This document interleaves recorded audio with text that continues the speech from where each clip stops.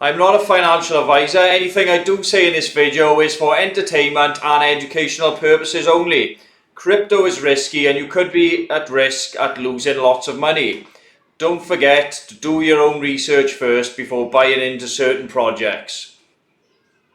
Why are interoperability protocols such a big deal in crypto?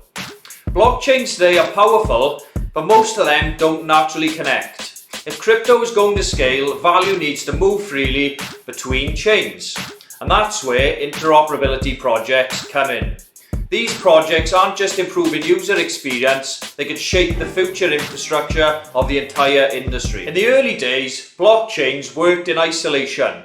Bitcoin had no way to connect to Ethereum, Ethereum couldn't talk to Solana. Each chain was like its own country with a closed border. Well, except some, UK.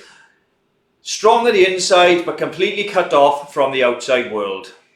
It quickly became obvious this wouldn't work long term. If crypto was going to scale, people needed a way to move assets and information freely between blockchains. That's where the first pioneers of interoperability came in. And two of the biggest names were Polkadot and Cosmos.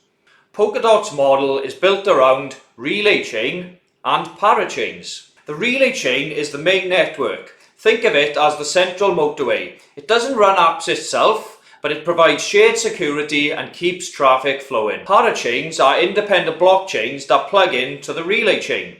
Each one can specialize in DeFi, NFTs, gaming, or whatever the builder decides.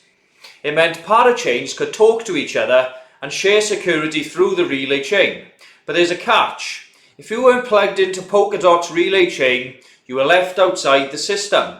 A bit like turning up to a members-only golf club without paying your fees.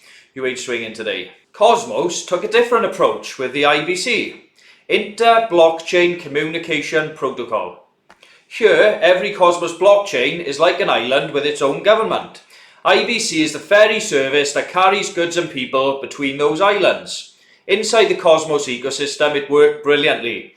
But those ferries only ran between Cosmos islands. If you wanted to travel to Ethereum or Solana, there wasn't even a boat in sight. Polkadot and Cosmos built strong early systems, but they stayed mostly within their own walls. For everyone else, the answer became cross-chain bridges.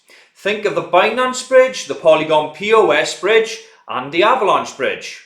Most used a method called lock and mint. You'd lock your tokens on one chain, say 1 ETH, on Ethereum, and the bridge would mint or create a wrapped version on another, like WETH on Polygon. Later, you'd burn the wrapped version and unlock your original. It's like leaving your car at the ferry port, then being given a hire car on the other side. When you return, you hand back the hire car and collect your own, hopefully without a parking ticket. Other bridges relied on custodial pools. Instead of minting wrapped tokens, they already had a pile of coins sitting on the other side and handed you some when you deposited. That's like a cloakroom. You give them your coat and then they give you one from the rack. The problem is, if someone robs the cloakroom, everyone's coat is gone. And that's exactly what happened with hacks like the Ronin Bridge and the Harmony Horizon Bridge, where hundreds of millions went missing. So while bridges opened the door to cross-chain movement, they also created big problems. Huge security risks and a clunky user experience that felt more like changing trains 3 times just to make a short journey. Those flaws forced the space to evolve.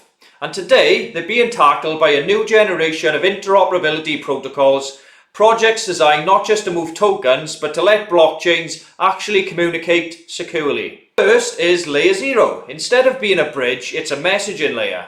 That means applications themselves can talk across chains. You could be using a DeFi platform on Ethereum, while in the background it's pulling liquidity from Avalanche or Optimism, and you wouldn't even notice.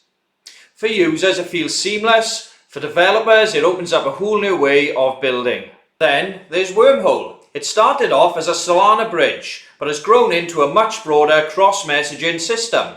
Think of it as a universal translator. Different blockchains all speak their own languages and Wormhole makes them understand each other. If only it worked on in-laws at Christmas. And finally, Axelar. This one goes even further. Axelar allows one smart contract on a blockchain to call a smart contract on another. That's like your bank account being able to talk directly to a supermarket checkout. Instant, simple, and it opens the door for apps to work seamlessly across multiple chains. Are these just clever ideas, or are they actually gaining traction? Well, the signs are looking pretty strong. LayerZero already powers hundreds of apps and connects dozens of blockchains, securing billions in transfers. It's backed by major investors like A116Z and Sequoia. Wormhole has expanded far beyond Solana and is now one of the busiest cross-chain systems. Big firms like Jump Trading and Multicoin have invested heavily. Axelar has secure partnerships with protocols like Lido, who trust it to move staked Ethereum across chains, and it's backed by Binance and Coinbase Ventures. That tells us two things: adoption is building and institutions are paying attention. And when real money flows through these layers, it often brings fees, token demand, and network effects. That can push prices higher. So, Polkadot and Cosmos built the first internal highways and ferry systems. Old bridges gave us connections, but with security holes and clunky steps. And now new protocols like LayerZero, Wormhole, Axelar are laying down the rails for a true internet of blockchains. If crypto really is going multi-chain, these are the rails it will run on. So what do you think? Will the new wave of interoperability projects take over? Or will the older models still hold their ground? Drop a comment below and let me know what you think. If you did enjoy that video and you found it useful, please like and subscribe. This is going to help me keep creating content to help you navigate through the world of crypto. So, thank you very much for watching, and I'll see you in the next video.